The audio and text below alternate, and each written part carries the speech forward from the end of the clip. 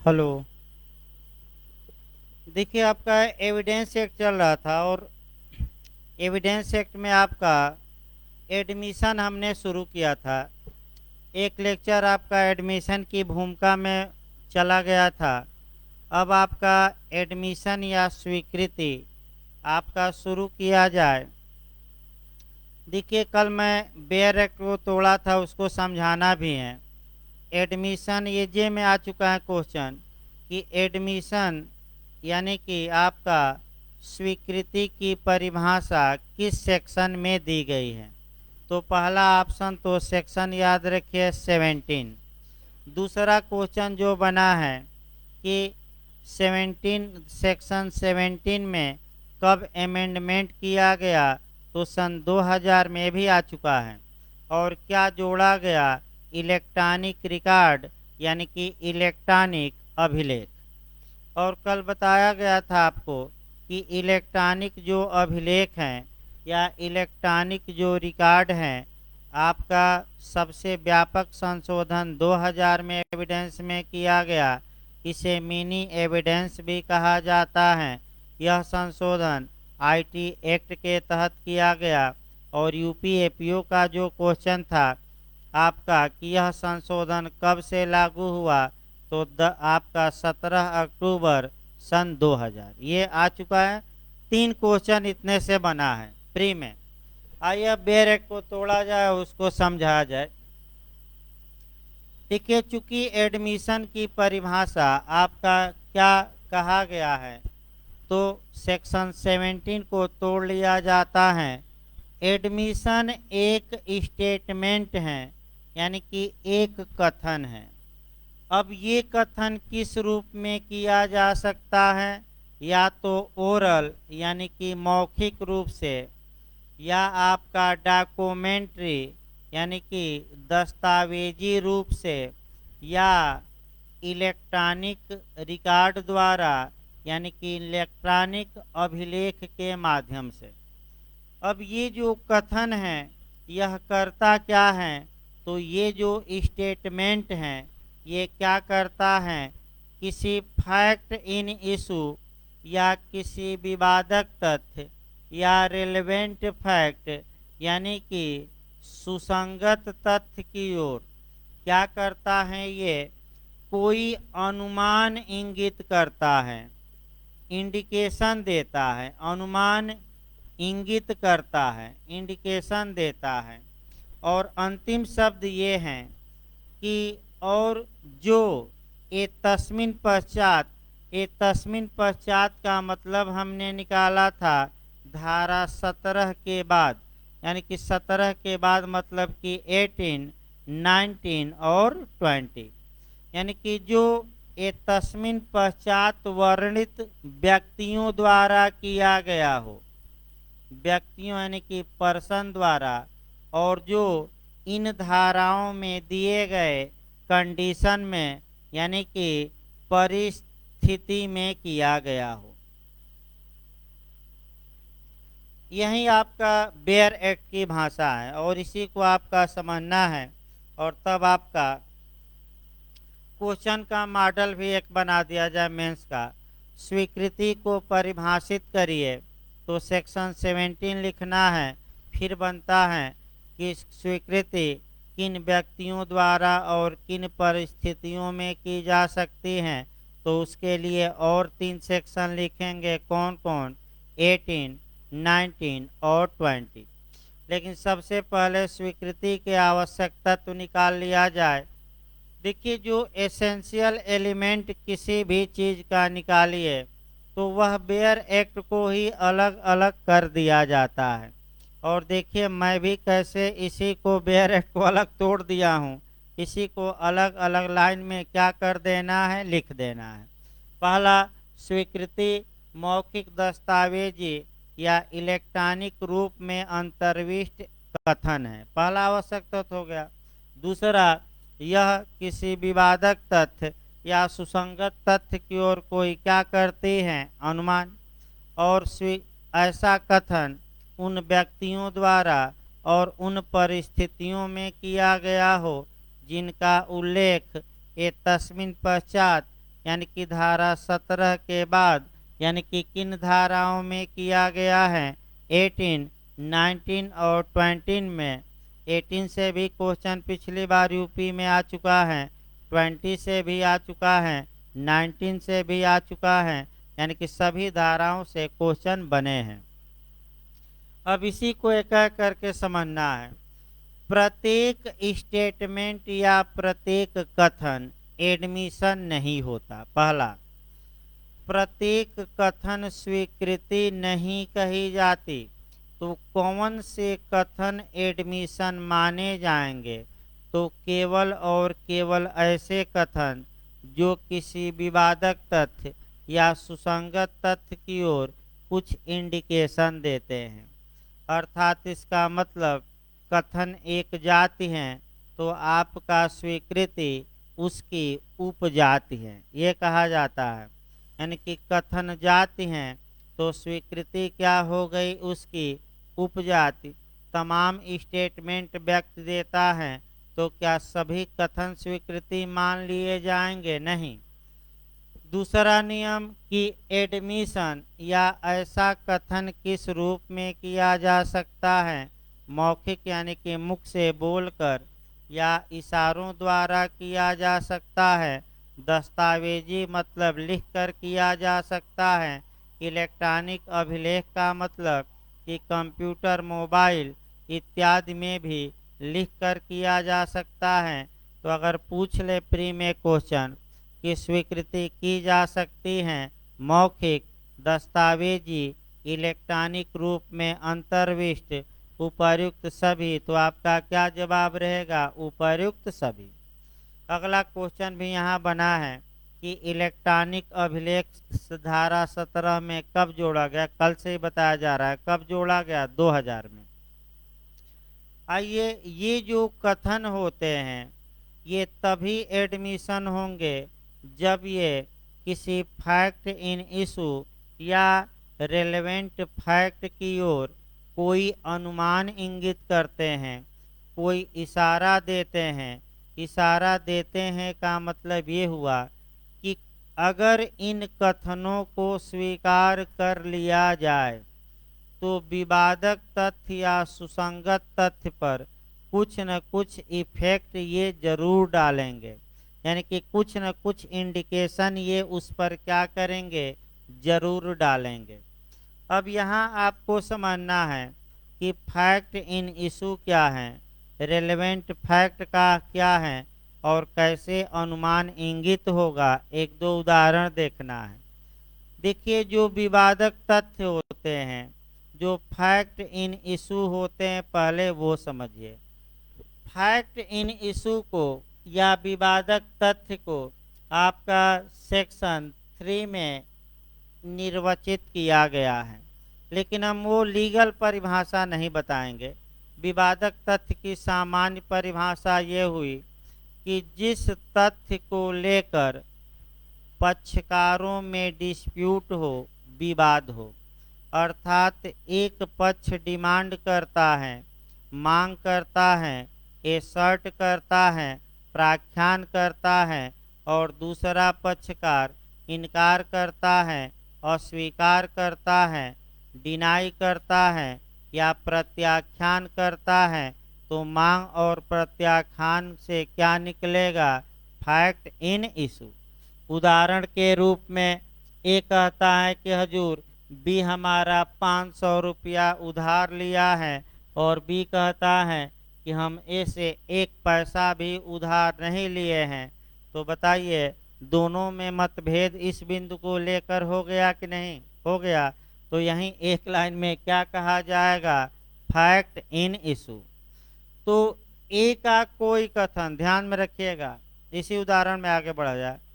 ए का कोई कथन या बी का कोई कथन जो इस बात की ओर थोड़ा इशारा दे कि क्या ए ने बी को 500 रुपया उधार दिया था, या इस बात को बी का कोई कथन कि वह ए से 5000 रुपया उधार लिया था, इस विवादक तथ्य की ओर कुछ क्या प्रकट करेगा? अनुमान। अतः ए और बी के जो स्टेटमेंट होंगे वह रेलेवेंट होंगे इस उदाहरण में। अब आइए दूसरा रेलेवेंट फैक्ट देखा जाए।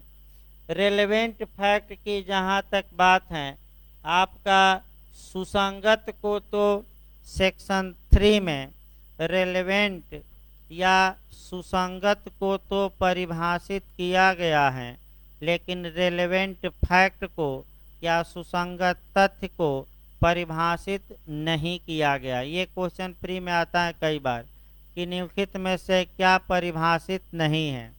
तो दो ही शब्द आपका पूछा जाता है, रेलेवेंट और रेलेवेंट फैक्ट। तो कौन परिभाषित नहीं है सेक्शन 3 में? रेलेवेंट फैक्ट नहीं है, तो क्या परिभाषित है? रेलेवेंट, सुसंगत। तो सुसंगत होती क्या है ये देखिए। तो सुसंगत का मतलब ये हुआ कि जिन तथ्यों का उल्लेख, रटे रहिए, रेलेवेंट का मतलब क्या हुआ? एविडेंस में जिन बातों का उल्लेख सेक्शन 6 से लेकर 55 तक में किया गया है वहीं रेलेवेंट फैक्ट माने जाएंगे। अतः ऐसी दशा में प्रस्तुत उदाहरण में यदि ए या बी ने कुछ ऐसे स्टेटमेंट दिए हैं जो 6 से लेकर 55 तक की ओर कोई अनुमान इंगित करते हैं, इशारा देते हैं, तो उन्हें भी एडमिशन माना जाएगा। दोनों को हमने कोरिलेट किया। अब आपका जो ये कथन होने चाहिए उस पर आइए। ये जो किसी व्यक्ति का स्टेटमेंट होगा, चाहे मौखिक, दस्तावेजी या इलेक्ट्रॉनिक रूप से, एक तो पहली शर्त है कि ये कथन स्पष्ट हो, क्लियर हो। दूसरा है कि ये बोधगम्य हो, यानी कि उस कथन को क्या किया जा सके, जाना जा सके। तीसरा, ये कथन आपका संदिग्ध न हो, यानी कि आपका संदिग्धता से क्या हो, परे। और ये जो कथन है वह छिन्न भिन्न न हो। छिन्न भिन्न का मतलब ये हुआ कि ऐसा न हो कि 4 बार 4 बातें कहा और उन्हीं बातों को आप काट छाट के सीडी बना दिए, जैसे आजकल बनाया जा रहा है। आजकल मिक्सिंग में हो क्या रहा है भाई, आप देख सकते हैं कि नेता बोलते कुछ और हैं और लास्ट में उनका आवाज़ गायब करके और अपनी आवाज़ उसी में राजू श्रीवास्तव क्या करते हैं, सेट। जैसे कि आपका राहुल गांधी जी का ही ले लीजिए भाई, इन्होंने कभी ये नहीं कहा कि हम ऐसी मशीन लाएंगे जिससे कि आलू इधर से डालिए तो उधर से सोना निकलेगा, लेकिन देखिए इसको कैसे उलाट दिया गया। भाई कुछ बातें तो ये कहे कि मोदी जी ऐसे मशीन लाने वाले हैं कि आलू डालने पर सोना उगलेगी। अब इसको मीडिया वाले और जो आपका जो नाटककार हैं, कलाकार हैं, उसको ऐसा मोड़े कि आम जनता में ऐसा भ्रम फैल गया कि ये कथन आपका कह सकते हैं कि राहुल गांधी जी ने ही कहा था, जबकि उन्होंने ये कहा नहीं। तो यानी कि इसका मतलब ये हुआ कि जो स्टेटमेंट होना चाहिए वह भानुमति का पिटारा न हो, यानी कि ये नहीं कि 4 बार 4 बातें कहा तो उसको जोड़कर क्या बना लीजिए एक बात, ये संभव नहीं है। और जो ऐसे कथन से जो अनुमान इंगित हो, अब दूसरी भाषा में, वह स्पष्ट होना चाहिए, बोधगम्य होना चाहिए, आपका अविच्छिन्न होना चाहिए, असंदिग्ध होना चाहिए। और ऐसा जो कथन होगा वह आचरण द्वारा भी किया जा सकता है, या तो सक्रिय आचरण या निष्क्रिय आचरण, यानी कि स्टेटमेंट केवल मुख से बोलकर ही नहीं बल्कि आप इम्प्लाइड रूप से भी कर सकते हैं। अब आगे बढ़ा जाए। ये तो अब ये जो स्टेटमेंट होते हैं, अब अगला एक उदाहरण हम देखें ताकि इस पर सेट किया जाए। भाई परिभाषा तो समाप्त हो गई, लेकिन एक उदाहरण जानना जरूरी है। देखिए उदाहरण हम एक बना रहे हैं। ए ने बी के खिलाफ मुकदमा किया है कि हजूर बी हमारा 5000 रुपया उधार लिया है। तो तो ऐसी दशा में ए का कोई भी कथन जो इस बात की ओर इंडिकेशन दे कि हाँ ए ने बी को 5,000 रुपया उधार दिया था, वह एडमिशन माना जाएगा। और बी का कोई भी कथन जो ये इंडिकेशन दे कि हाँ बी ने 5,000 रुपया ए से उधार लिया था, वह एडमिशन माना जाएगा।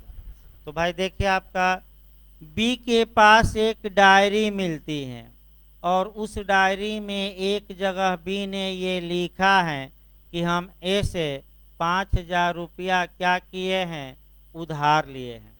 तो बताइए, ये जो डायरी है और डायरी में जो कथन किया गया है, जिस मुद्दे को लेकर विवाद है कि ए ने बी को 5,000 रुपया दिया कि नहीं, इस मुद्दे पर कुछ न कुछ प्रभाव डालता है कि नहीं डालता है। अतः ये जो अनुमान इंडिकेट करता है, तो कौन सा अनुमान इंडिकेट यहाँ हो रहा है कि डायरी में जब बी ने अपने लिखा है, तो ये अनुमान एक इंडिकेट हो रहा है कि बी ए से 5,000 रुपया लिया होगा। ये अनुमान दिख रहा है। ये शुद्ध रूप से क्या माना जाएगा, एडमिशन। इस प्रकार एडमिशन की परिभाषा समाप्त हो गई। अब ये आता है कि एडमिशन कौन कर सकता है और किस कंडीशन में कर सकता है। तो एडमिशन सभी लोग नहीं कर सकते।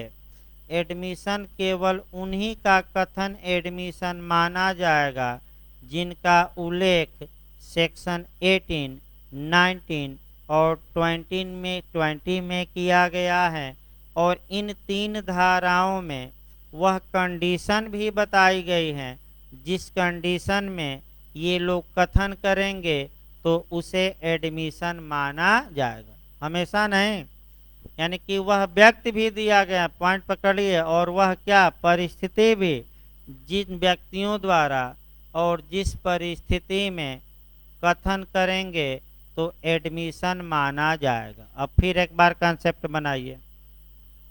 सबसे पहले आपका कंसेप्ट ये होना चाहिए कि क्या वह जो स्टेटमेंट है वह सेक्शन 17 में कवर हो रहा है कि नहीं, यानी कि स्वीकृति की परिभाषा में सेट हो रहा है कि नहीं। जब स्वीकृति की परिभाषा में सेट हो गया तो दूसरा पॉइंट हमें ये देखना है क्या क्या ऐसा कथन उन व्यक्तियों द्वारा किया गया है जिनका उल्लेख सेक्शन 18, 19, 20 में है। व्यक्ति हो गए तो तीसरे पॉइंट पर एक और देखना पड़ेगा कि क्या ऐसे व्यक्तियों ने उन कंडीशनों में ऐसा कथन किया है जो 18, 19 और 20 में दिया गया है। ये तीनों बातें जब एक साथ आ जाएंगी तब वह स्वीकृति साक्ष्य में क्या होंगी, सुसंगत। और एक भी बात अगर कहाँ चली गई बाहर तो स्वीकृति रह जाएगी, साक्ष्य में इसका प्रयोग नहीं किया जाएगा। तो अब आपका सेक्शन 18 देखना है कि सेक्शन 18 के तहत आखिर वे कौन से व्यक्ति हैं जो एडमिशन करने में सक्षम हैं। तो पहले हम 18 देखते हैं और सेक्शन 18 से निश्चित पिछली बार यूपीएपीओ में क्वेश्चन बना था। देखिए 18 को तोड़ लेना है। सेक्शन 18 को आपका तोड़कर पढ़ना पड़ता है और कैसे आप तोड़ेंगे मैं बता रहा हूँ। देखिए आपका पूछा क्या गया था, 3 ऑप्शन दिया था और पूछा गया था कि स्वीकृति कौन कर सकता है। 3 ऑप्शन दिया था, उपर्युक्त सभी दिया था। तो भाई कौन कर सकता है, कम से कम 5 व्यक्ति, कहाँ 5 व्यक्तियों का उल्लेख है और पांचों को रट कर जाइएगा। पहले बेयर एक्ट को तोड़ा जाए और बेयर एक्ट से ही कितने लोगों को निकाला जाए, 5 लोग। बेयर एक्ट निकाल लीजिए, देखिए कैसे पढ़ा जाता है। देखिए आपका कहा क्या गया है, स्वीकृति कार्यवाही के पक्षकार या उसके अभिकर्ता द्वारा, ये हेडिंग है, वे कथन स्वीकृतियां हैं जिन्हें कार्यवाही के किसी पक्षकार ने किया हो। तो पहला पॉइंट अभी हम इसको तोड़ेंगे, पहले पूरा बैरेक पढ़ लें। कार्यवाही के किसी पक्षकार ने किया हो या ऐसे किसी पक्षकार ने ऐसे किसी पक्षकार के ऐसे किसी अभिकर्ता ने किया हो जिसे मामले की परिस्थितियों में न्यायालय उन कथनों को करने के लिए उस पक्षकार द्वारा अभिव्यक्त या विवक्षित रूप से प्राधिकृत हुआ मानता है। फिर तीसरा है प्रतिनिधि रूप से वादकर्ता। चौथा है विषय वस्तु में हितबद्ध पक्षकार। और पांचवा है उस व्यक्ति द्वारा जिससे हित व्युत्पन्न हुआ है। यानी कि इसका मतलब पहले हम अभी शुरुआती दौर में तोड़ रहे हैं कि सेक्शन 18 के तहत किन व्यक्तियों द्वारा किया गया कथन आपका एडमिशन माना जाएगा। तो पहले 5 भागों में तोड़ लिया जाता है। पहला कौन है, कार्यवाही के कौन, पार्टी यानी कि पक्षकार। दूसरा आपका हो गया पक्षकारों के कौन, एजेंट यानी कि अभिकर्ता।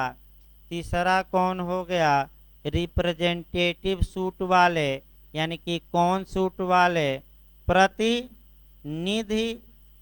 वाले, प्रतिनिधिवाद वाले। चौथा आपका माने कह सकते हैं कि चौथा हो गया विषय वस्तु में, अभी हम बताएंगे डिटेल में, विषय वस्तु में हितबद्ध पक्षकार, हितबद्ध पक्षकार यानी कि इंटरेस्टेड पार्टी। और पांचवा कौन हो गया, जिस व्यक्ति से इंटरेस्ट या हित क्या हुआ है, क्रिएट हुआ है, उत्पन्न हुआ है या आपको मिला है। तो फिर एक मॉडल बना के तब आगे हम बढ़ें। पांचों को समझाना है कह करके, और इसी में थोड़ा 2-3 टेक्निकल पॉइंट आएंगे। और तमाम कानूनों से समझाने के लिए हमें कोरिलेट भी करना पड़ेगा। एक एक करके भाई चला जाए।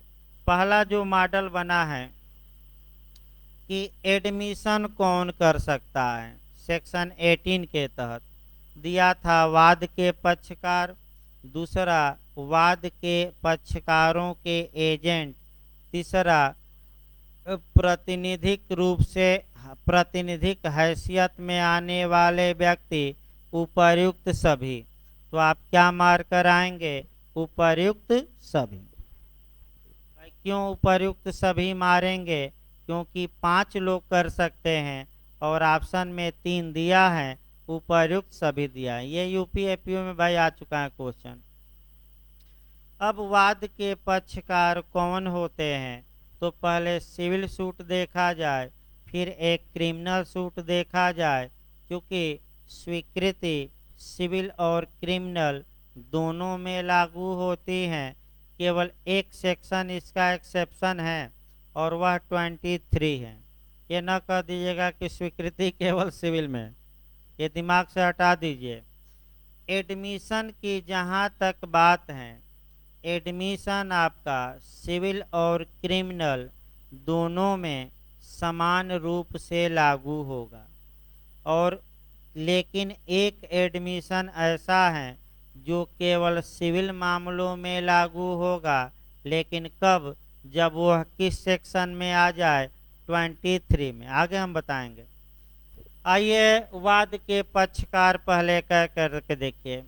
जो सिविल सूट होता है, दीवानी वाद होता है, उसमें मुख्यतः 2 पक्षकार होते हैं, एक प्लेंटिफ और दूसरा डिफेंडेंट, यानी कि एक वादी और दूसरा प्रतिवादी।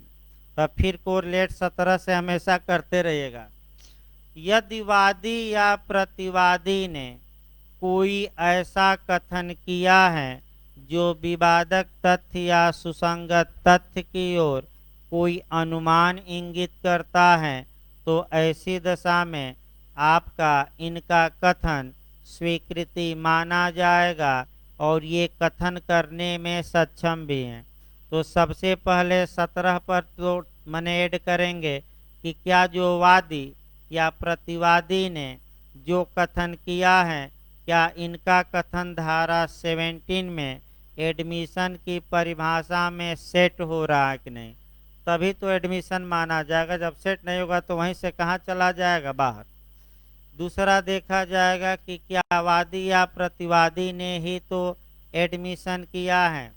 जहाँ तक क्रिमिनल मामलों की बात है, क्रिमिनल मामलों में ज़्यादातर मामलों में एक पक्षकार स्टेट होता है, राज्य होता है, और दूसरा पक्षकार मुलजिम या अभियुक्त होता है। तो इसका मतलब ये हुआ कि अगर अभियुक्त ने कोई ऐसा कथन किया जो विवादक तथ्य या सुसंगत तथ्य की ओर कोई अनुमान इंगित करता है, तो वह कथन भी एडमिशन माना जाएगा और आपका वह भी रेलेवेंट होगा। लेकिन एक बात जरूर सतर्क रहना है कि अगर किसी अपराध के अभियुक्त ने ऐसा एडमिशन किया है, ऐसी स्वीकृति की है, ऐसा कथन किया है जिसके द्वारा वह अपने द्वारा किए गए अपराध को एक्सेप्ट करता है, तो अब ये जो एडमिशन तो है ही, लेकिन ये एडमिशन कन्वर्ट हो जाएगा, परिवर्तित हो जाएगा किस में, आपका कन्फेशन में, संस्वीकृति में। इसका मतलब ये हुआ कि अगर किसी अभियुक्त ने कोई स्टेटमेंट या बयान दिया और उस बयान से विवादक तथ्य या सुसंगत तथ्य की ओर कोई अनुमान इंगित हो, तो उसका कथन भी आपका एडमिशन माना जाएगा। लेकिन वह कन्फेशन कब होगा, जब वह अपने द्वारा किए गए अपराध को क्या कर ले, तो एडमिशन ही किस में कन्वर्ट कुछ दशाओं में हो जाएगा, आपका कन्फेशन में। आगे देखिए, एक उदाहरण देखा जाए। जैसे कि मान लीजिए अभियुक्त हैं, अभियुक्त ने बयान दिया और बयान ये दिया कि हजूर लाश को हमने कुएं में फेंका है। तो आप लोग बताइए, क्या इससे कुछ अनुमान इंगित हो रहा है कि नहीं? हो रहा है कि जब ये जानता है कि लाश कुएं में है, तभी तो ये बता रहा है कि हमने लाश आइए कुएं में है, मैं बरामद करा दूं। अगर ये घटना के बारे में कुछ नहीं जानता तो ये कैसे कहता कि लाश कुएं में है?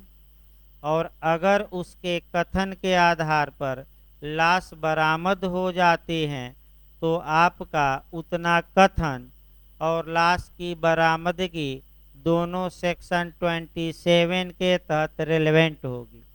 और बिहार में ये क्वेश्चन पूछा भी गया था, तुरंत हम बताएंगे इसको कोरिलेट करके। बिहार में कई लोग गलत करके आ गए। देखिए, आपका तुरंत 27 को कोरिलेट करना है भाई। 27 देखिए, एक उदाहरण हम देखते हैं।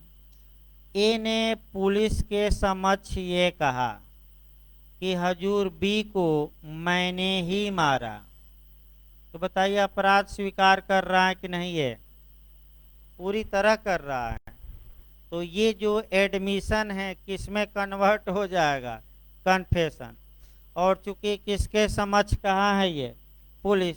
तो पुलिस के समक्ष जो कन्फेशन होगा वह सेक्शन 25 के तहत नियम है कि ए के विरुद्ध प्रूफ किया जाएगा कि नहीं, साबित नहीं किया जाएगा। लेकिन अब आगे बढ़िए, ए ने इसी में एक और वाक्य जोड़ दिया कि हमने बी की लाश को कुएं में फेंका है, और आइए मैं लाश को क्या करा दूंगा? बरामद करा दूंगा। तो अगर ए के कथन से वह लाश कुएं से बरामद हो जाती है, तो ए का जो ये कथन है कि उसने लाश कुएं में फेंकी और उससे लाश बरामद हो गई, तो ये कथन भी सुसंगत होगा और बरामदगी भी क्या होगी? सुसंगत। किस धारा में? 27। अब आपका बिहार का मॉडल देखिए, एक बताया जाएगा तो अलग। आपका बिहार ने ये पूछा कि अवैध तरीके से बरामदगी की गई तो क्या प्रभाव होगा, तो एक दिमाग में बैठा लीजिए। अगर कोई एविडेंस 5 से लेकर 55 तक में आ जाता है तो चाहे वो गलत तरीके से प्राप्त किया हो, मारपीट कर प्राप्त किया गया हो, सीआरपीसी का उल्लंघन करके प्राप्त किया गया हो, रेलेवेंट एविडेंस रेलेवेंट ही होता है।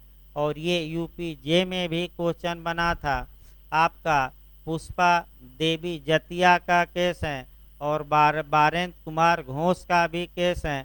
यूपीजे में रोनी का भी केस है, रोनी का बना था, रोनी वर्सेज स्टेट।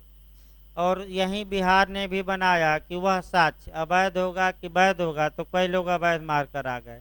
तो चाहे पुलिस कुटाई करके प्राप्त की हो या आपका आंख फोड़कर या हाथ तोड़कर, उससे मतलब नहीं है।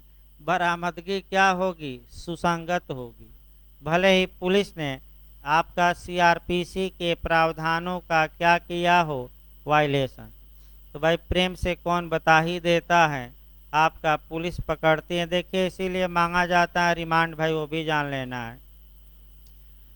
इसीलिए पुलिस मुख्य रूप से अभियुक्त को रिमांड पर मांगती है अपनी अभिरक्षा में कि हजूर अभी विवेचना चल रही है और आपका ये कुछ बयान देगा, इसके बयान के आधार पर हथियार, गोला बारूद, लाश या जो भी घड़ी हो इत्यादि हो वह बरामद करना है। अतः इस अभियुक्त को हमें रिमांड पर दे दीजिए।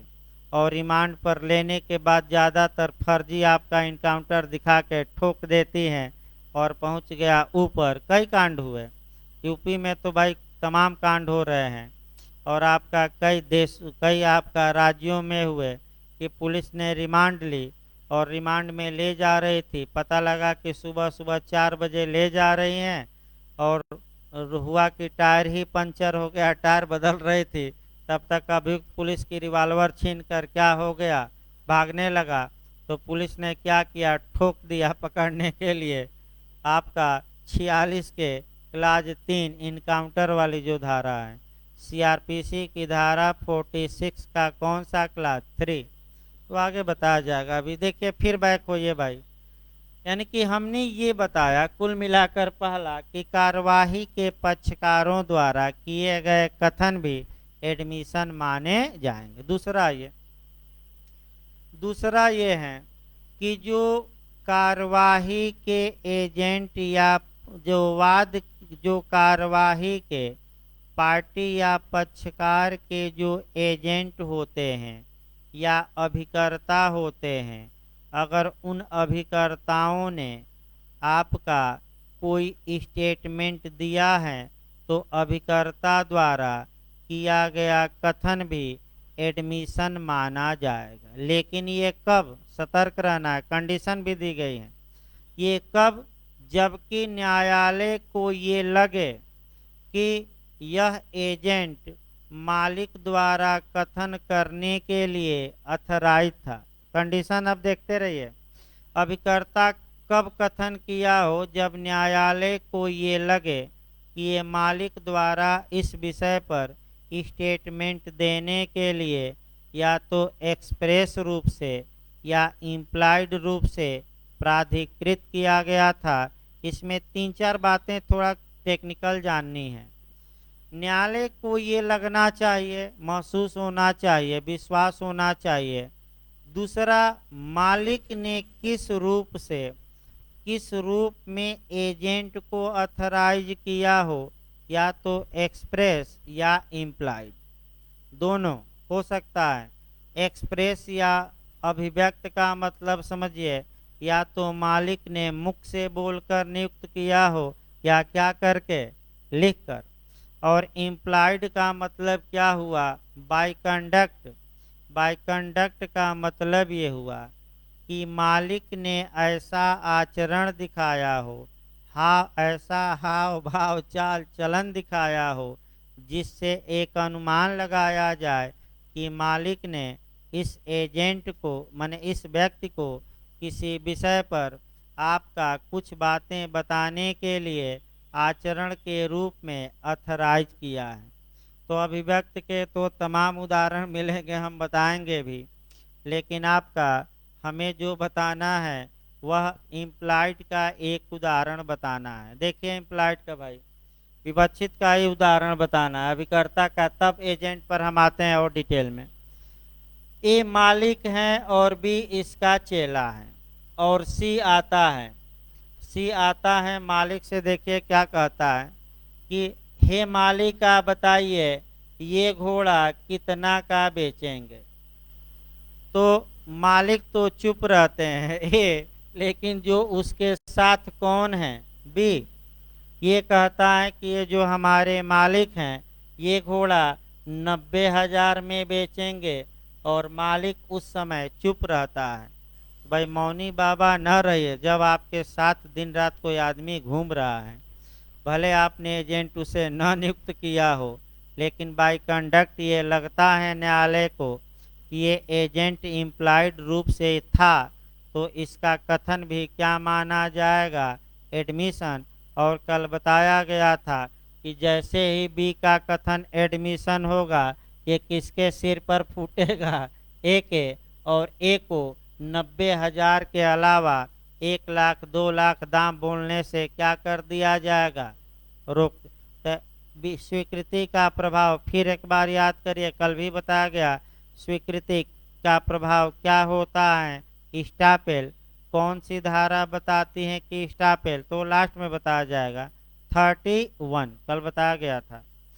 देखिए आपका एजेंट पर अभी बचा है भाई, ये तो इम्प्लाइड केवल बताया गया।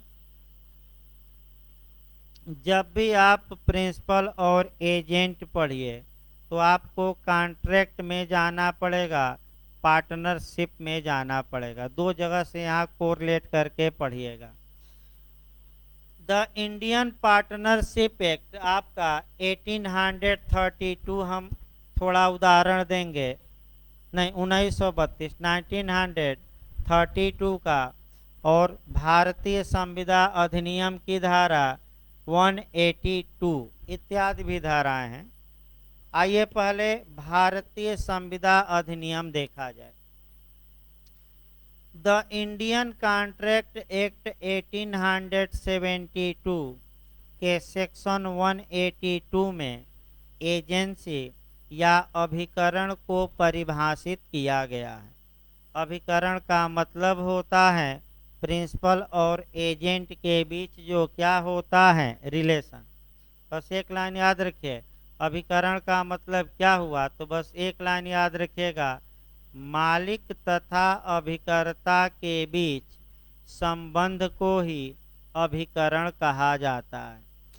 मालिक अभिकर्ता को नियुक्त करता है, अभिकर्ता का कार्य मालिक का कार्य माना जाता है यदि अभिकर्ता ने in the course of business, यानी कि नियोजन के अनुक्रम में और उस व्यवसाय के अनुक्रम में कोई कार्य किया, कोई कथन किया, तो उस कार्य से, उस कथन से मालिक बाध्य होंगे।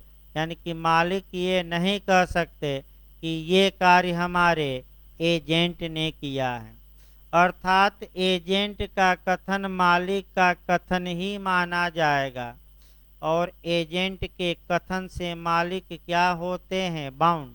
इनका जो दायित्व होता है, खूब बिहार पूछता है गलत न हो, ज्वाइंट एंड सेपरेट दोनों होता है। यानी कि प्रमुख और अभिकर्ता का जो दायित्व है वह संयुक्त और पृथक दोनों होता है। अब एडमिशन पर आइए।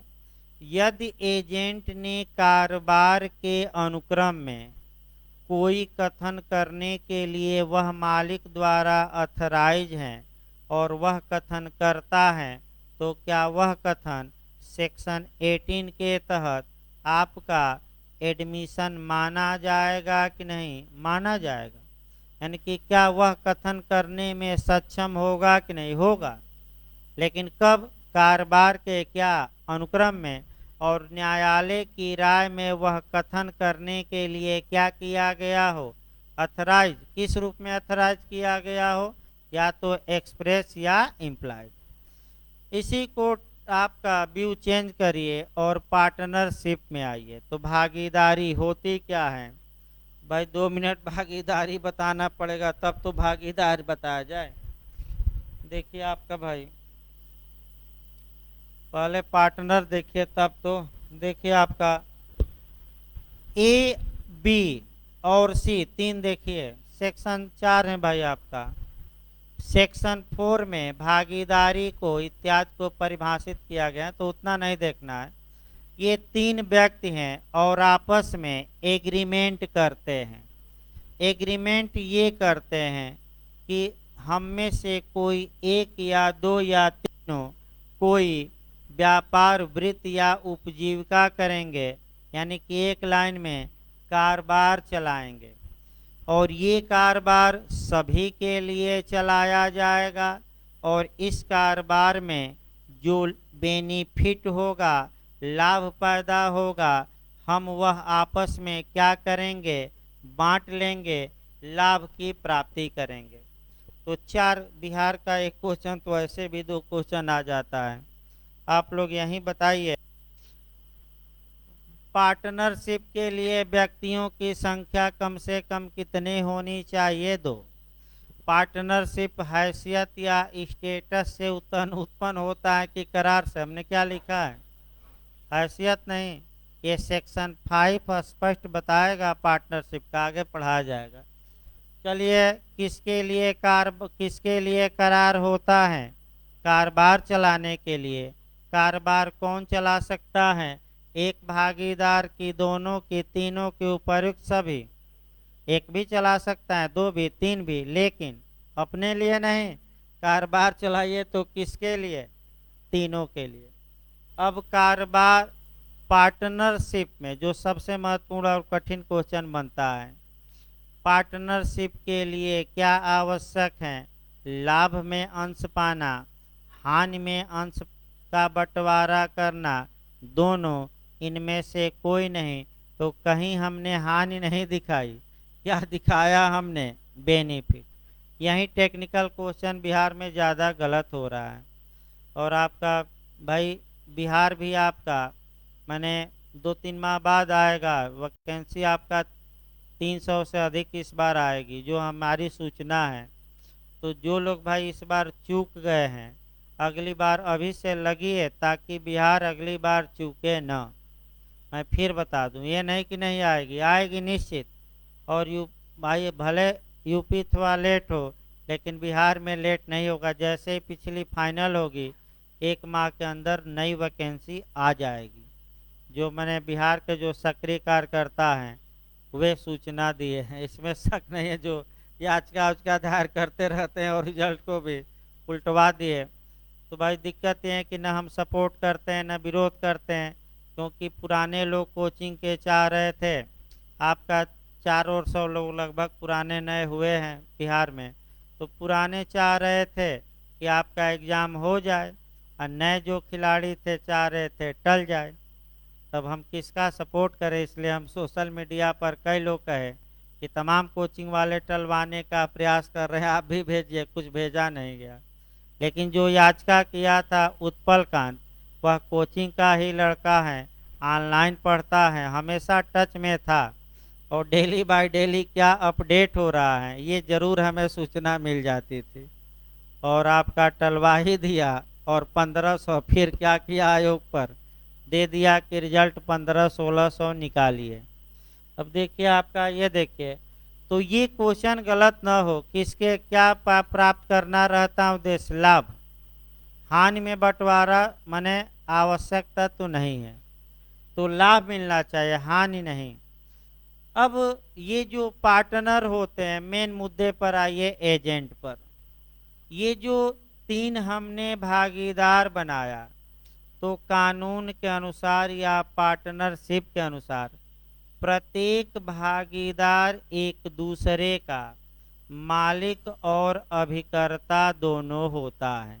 यानी कि अगर एक को मालिक हम मान लें तो इसका एजेंट कौन हो गया? बी तथा सी। बी को मालिक मान ले तो कौन एजेंट हो गया? ए तथा सी।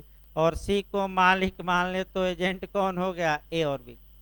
तो पहला अगला क्वेश्चन, प्रत्येक पार्टनर प्रत्येक भागीदार एक दूसरे का प्रमुख और अभिकर्ता दोनों होता है। इनका उत्तरदायित्व बिहार खूब पूछता है, ज्वाइंट और सेपरेट दोनों होता है। यानी कि एक भागीदार ने गलती की तो सभी जिम्मेदार होंगे। मुख्य रूप से हमें आपका एडमिशन पर आना है और एक एडमिशन कराइए लास्ट में। मान लीजिए भागीदारी के अनुक्रम में या फर्म के कारोबार के अनुक्रम में ए ने कोई कथन किया है और वह कथन फर्म के कारोबार पर कोई प्रभाव डालता है, तो जो ए का कथन है भले वह किसने किया हो, ए ने, लेकिन इस कथन से कौन बाध्य होंगे, बी तथा सी दोनों। याद रखिए, यानी कि एक भागीदार का कथन सभी भागीदारों का कथन माना जाएगा। तो ऐसी दशा में क्योंकि एक भागीदार दूसरे के अभिकर्ता होते हैं, मालिक भी होते हैं, तो ये माना जाएगा कि ए ने जो कथन किया है ये बी मालिक हो गया, सी मालिक हो गया, और ए ने एजेंट बनकर क्या किया है, कथन। और अगर ए का कथन किसी विवादक तथ्य या सुसंगत तथ्य की ओर कोई इंडिकेशन देता है तो ए का कथन एडमिशन माना जाएगा। और बाउंड केवल ए ही नहीं होगा, भागीदारी फर्म के अनुसार यानी कि भागीदारी अधिनियम के अनुसार बी तथा सी भी बराबर के उस कथन से क्या होंगे, बाउंड। तो दो क्वेश्चन कम से कम बिहार का भागीदारी में निपट गया। जाकर देखिए साल पेपर 5 आता है तो 2 तो इतने में मिल जाएगा आपको, जितना जाकर एक बार देखिएगा आज। अगला देखा जाए भाई आपका तीसरा, देखिए प्रतिनिधि रूप से वाद करता। तो पहले तो भाई प्रतिनिधि रूप से वाद करता समझिए, यानी कि जो रिप्रेजेंटेटिव आपका या आपका प्रातिनिधिक रूप से जो वाद करता होते हैं। भाई पुराने लोग तो कुछ बताएं कि प्रतिनिधि रूप से वाद करता कौन कौन होते हैं, तो 3-4 तो उदाहरण दिमाग में बैठाए रहिए। देखिए कहाँ कहाँ पढ़ना है इसके लिए। आपका एक तो सीपीसी का आदेश 32 हम देखेंगे, दूसरा सीपीसी का आदेश हम देखेंगे 40। दो ही देखा जाए, पहले उदाहरण देखिए, अभी समझिए ना बेरक। जब तक उदाहरण नहीं आएगा बेरक समझ में नहीं आएगा। भाई मैं फिर बता दूं, आपका कंपनी ला भी देख सकते हैं, लिक्विडेटर या परिसमापक, तमाम उदाहरण हैं। लेकिन आपका 1-2 पहले उदाहरण देखा जाए। देखिए सीपीसी का आर्डर जो 32 है वह क्या बताता है, वह ये बताता है कि यदि प्लेंटिफ यानी कि यदि वादी माइनर या अवयस्क हैं या अनसाउंड माइंड है, पूछा जा चुका है जे में अनसाउंड माइंड यानी कि चित्त विकृत के लिए भी लागू होगा। यदि वादी क्या है, अवयस्क हैं या सामान्य भाषा में बताया जाए पागल हैं या पागल, तो ऐसी दशा में उसकी ओर से जो वाद दायर करेंगे या उसकी ओर से जो मुकदमा लड़ेंगे वह प्रतिनिधिक हैसियत में एक व्यक्ति लड़ेगा और उसको कहते हैं नेक्स्ट फ्रेंड, यानी कि वाद मित्र। क्या कहेंगे हम, नेक्स्ट फ्रेंड या वाद मित्र। ये किसकी ओर से नियुक्त होंगे, वादी की प्रतिवादी। वादी क्या हो, पागल की अवयस्क की, दोनों अभी बताया गया। हाँ, किस आर्डर में, आर्डर 32 सीपीसी के रटिए। अब आइए, एक होता है विपक्षी प्रतिवादी। तो जो ये प्रतिवादी होता है अगर वह अवयस्क है या पागल है तो क्या होगा, उसकी ओर से एक रिप्रेजेंटेटिव नियुक्त किया जाएगा, एक आपका प्रतिनिधि नियुक्त किया जाएगा और उस प्रतिनिधि का नाम होगा guardian ad litem. Guardian ad litem Hindi में कहा जाता है वादार्थ संरक्षक, वादार्थ संरक्षक, यानी कि इंग्लिश में याद रखिएगा भाई गार्जियन एड लिटेम। तो गार्जियन एड लिटेम किसकी ओर से नियुक्त किया जाता है रिप्रेजेंटेट के करने के लिए? वादी की प्रतिवादी की दोनों? प्रतिवादी, दोनों नहीं, वादी की ओर से कौन नियुक्त किया गया?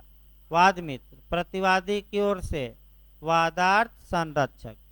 फिर लास्ट में एक बार देख लिया जाए, वादार्थ जो अगर प्रतिवादी डिफेंडेंट जो है आपका अवयस्क हैं, माइनर हैं, अप्राप्त वय हैं या अनसाउंड माइंड हैं, तो उसकी ओर से बचाव के लिए, प्रतिरक्षा के लिए एक प्रतिनिधि नियुक्त किया जाएगा जिसका नाम होगा गार्जियन एड लिटेम, वादार्थ संरक्षक हिंदी में। और इसका प्रावधान भी सीपीसी के आर्डर 32 में है। अब ये आया कि ये लोग जो प्रातिनिधिक रूप से वादकर्ता कहलाएंगे और ये लोग, फिर एक बार कल डिटेल में और चलेंगे, अगर ये लोग जब ये वाद मित्र थे या जब ये वादार्थ संरक्षक थे उस दौरान, यानी कि उस दौरान और उस हैसियत में, पहले नहीं, वाद मित्र नियुक्त होने के पहले नहीं, वाद मित्र से हट गया उसके बाद नहीं, लेकिन कब कथन किया हो? जब वह वाद मित्र था और व्यक्तिगत हैसियत में कथन न किया हो। किस हैसियत में कथन किया हो? वाद मित्र की हैसियत में, और वह कथन किसी विवादक तथ्य या सुसंगत तथ्य की ओर कुछ क्या देता हो? अनुमान। तो जो ऐसे रिप्रेजेंटेटिव हैं उनके स्टेटमेंट भी आपका 1817 में स्वीकृति माना जाएगा और 18 में ये लोग भी एडमिशन करने में क्या माने जाएंगे? सक्षम। तो इसको कल अभी और हम उदाहरण बताएंगे भाई, क्योंकि 2 उदाहरण से कवर नहीं होगा। कल बेयर एक्ट पहले तोड़ लिया जाएगा, तीसरा पॉइंट, और उसके बाद कम से कम एक आर्डर 32, आर्डर 40 और 2-3 लिक्विडेटर का उदाहरण, 1-2 और उदाहरण हम अच्छे अच्छे बताएंगे, ताकि भाई दिमाग में ये एविडेंस एक्ट है फिर लास्ट में बता दिया जाए। ये कठिन माना जाता है, शब्द इसके कठिन है, और उसका सबसे अच्छा तरीका है कि शब्दों का आसान अर्थ जानिए और एक एक शब्दों को तोड़कर पढ़ने का प्रयास करिए कोरिलेट करके। धन्यवाद भाई। भाई अगला क्लास आज नहीं चलेगा, सोमवार से चलेगा भाई, बताया गया था कल।